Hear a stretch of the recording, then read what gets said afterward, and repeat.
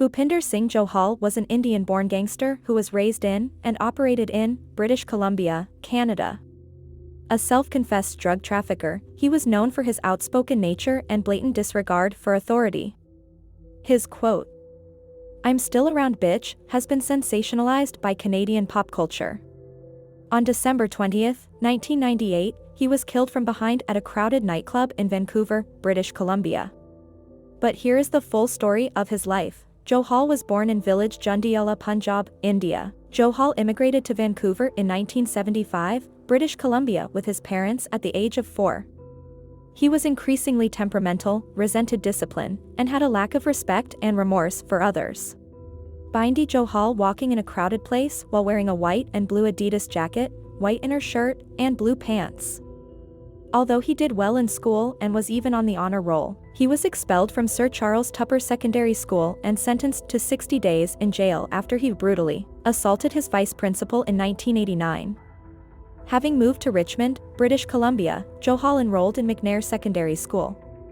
Johal smashed in the window of a car using a baseball bat and was convicted of possession of a dangerous weapon. Johal enrolled in college but dropped out after his first semester and thus began the start of his criminal career. He built a reputation as a hitman working for Jimmy and Ron Dosanjh, both of whom he would later betray and allegedly kill. He was charged with aggravated assault for beating 2 men in a bar with a broken beer bottle in 1997. When imprisoned, Johal was labeled a menace to society. Bindy reportedly had antisocial personality disorder, which may account for why he was so quick to kill those close to him. He didn't keep close friends and was extremely callous to his associates. He reportedly tortured some of his victims, some of whom were from his own crew. According to Constable Spencer, all he was concerned about was himself. He was very narcissistic in nature and had a general hatred of people. Bindy actually met Bal Bhuttar, one of his close associates, in prison when he was in his 20s. They never knew each other growing up, and from Bal's statements, Bindy made it very clear that they were not friends, but business partners, as he did with everyone else in his group. After that, he started the gang name with Punjabi Mafia. The Punjabi Mafia is a criminal organization originating in British Columbia with gang members of Sikh heritage. The gang, initially being liberal in its membership, became more ethnocentric over time with the exception of some groups. The Punjabi Mafia is loosely affiliated and consists of several groups which may or may not work together. Some of these groups include the Dosanjhs, Butters, Docs, Darez, Grewals, and several more. These groups are still active and notorious in Vancouver and have been since the early to mid-90s. We will talking about these all group in our coming videos. They have been linked to the Independent Soldiers, Red Scorpions, Lotus Triads, Hells Angels, and the United Nations Gang in Canada, although several members of the Independent Soldiers can also be grouped as part of the Mafia as well. Bindy Johal was accepted into the Punjabi Mafia in the early 1990s, most likely through Ranjit Cheema or Ron Dosanjh. Ranjit Cheema and Ron Dosanjh were among the few who had full control of the criminal organization. According to Johal's former lieutenant Bal Bhuttar, Punjabi Mafia hitmen claimed contracts in BC. They are responsible for dozens of murders in Canada in the 90s alone, and the majority of those murders still remain unsolved. Bhuttar admitted to performing several executions alongside Bindy, as well as the unsuccessful attempt to kill Johal's associate and former brother-in-law, Peter Gill. However, Bhuttar was shocked when Bindy said he wanted his own cousin killed.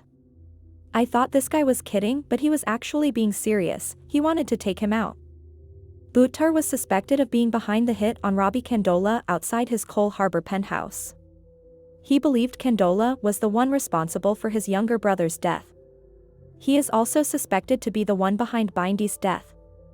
It is still up for debate whether he was killed because Bal feared Bindy would kill him or because Ranj and other major players turned on him. Johal was earning approximately $70,000 to $90,000 a week in his prime through various illegal activities, including murder for hire, debt collecting, and drug dealing. He was also affiliated to the Bhuttar brothers, who were well known across the Lower Mainland for their brutal gangland slayings. A man named Randy Chon was kidnapped on October 25, 1996, and Johal was charged with his kidnapping. Reportedly, Chon had sold diluted cocaine to Roman Man, one of Johal's associates. Chon was allegedly held captive for 50 or 56 hours, part of which was spent in an automobile truck. Johal negotiated Chan's release with his brother in exchange for 5 kilos of cocaine. Chan's brother was Raymond Chan, a gang member of the Chinese criminal organization called the Lotus. Dosanjh murders. Johal was suspected in the murders of gangster Ron Dosanjh and Jimmy Dosanjh, who were brothers. Jimmy Dosanjh was killed in February 1994, and Ron was killed in April 1994. Johal believed that Jimmy Dosanjh had taken out a contract to kill him for over 230,000 Canadian dollars, according to Crown prosecutors. According to Bhupinder, Johal did not take kindly to the Dosanjh brothers putting hits out on people but never getting involved or doing a contract themselves. As a result, after allegedly killing Jimmy Dosanjh, Johal went on TV and stated, "This Jimmy Dosanjh, they portrayed him as a hitman this that. Personally, from what I've seen of him on the street I don't think he could have hit his way out of a paper bag." This was a direct insult directed to Jimmy and Ron Dosanjh, claiming that they had never done a hit or murder in their life. Because of the required security for the trial, it was one of the most expensive trials in Canadian history.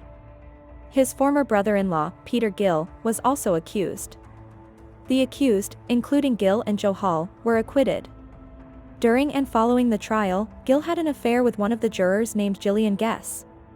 Guess was sentenced to 18 months after being convicted of obstruction of justice.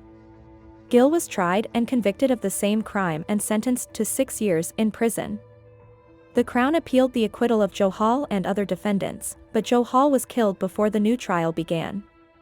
Gill was not retried. On December 20, 1998, Johal was dancing at the Palladium nightclub in Vancouver when he was shot from behind at 4:30 a.m. No witnesses were able to describe the assailant. 4 months before Johal's death, at least 4 of Johal's associates had also been killed. In 2004, before he died, Bhupinder told a reporter that he ordered the assassination of Johal, fearing that if he didn't do it, Johal would have had him murdered. Bhupinder was not convicted in the murder of Johal. Why do you think Bindy Johal was a hero to many young Punjabi Canadians?